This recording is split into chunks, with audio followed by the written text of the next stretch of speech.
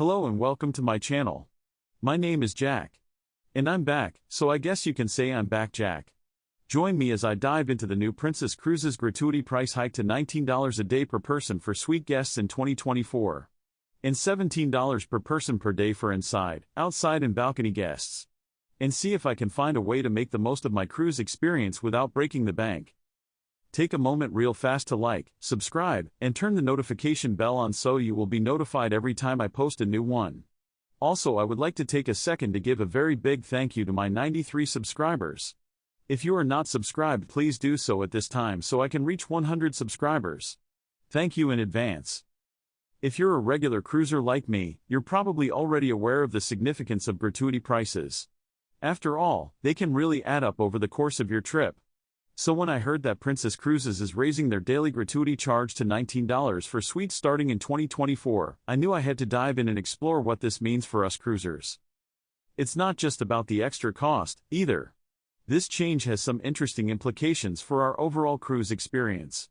And that's what I want to explore in this video.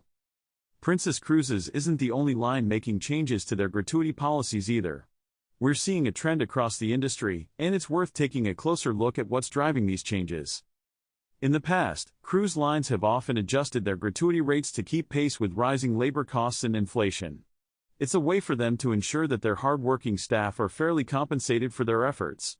And let's be honest, we all want to see our cabin stewards, waiters, and other crew members rewarded for their hard work. Moving on to the details of this announcement, Princess Cruises has confirmed that the new daily gratuity rate of $19 will take effect on all cruises departing in 2024. This is a significant increase from the current rate of $18 per person per day. The question on everyone's mind, of course, is how this will impact our wallets. And the answer is, it's going to add up. For a typical 7-night cruise, this new gratuity rate will translate to an extra $7 per person. To put this in perspective, let's look at how Princess Cruises' new gratuity rate compares to some of the other major cruise lines.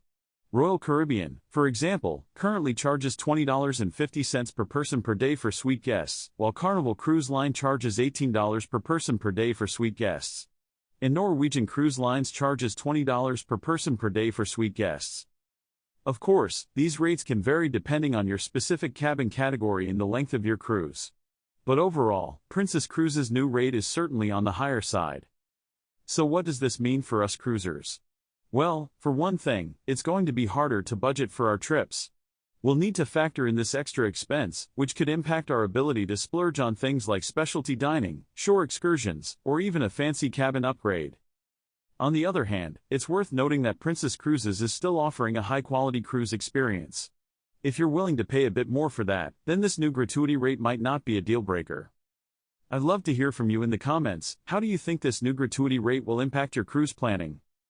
According to a spokesperson for Princess Cruises, our crew members are the heart of our ship, and we're committed to ensuring they're fairly compensated for their hard work and dedication. This new gratuity rate reflects our ongoing commitment to providing exceptional service to our guests. Industry expert, cruise writer, and editor-in-chief of Cruise Industry News, and Kalash, weighs in, saying, "The rising cost of labor and operation is a significant challenge for cruise lines, and adjusting gratuity rates is one way they're trying to address this. It's not an easy decision, but it's one that's necessary to maintain the high level of service we've come to expect from our favorite cruise lines." As we digest this news, it's worth considering the broader implications for the cruising experience as a whole.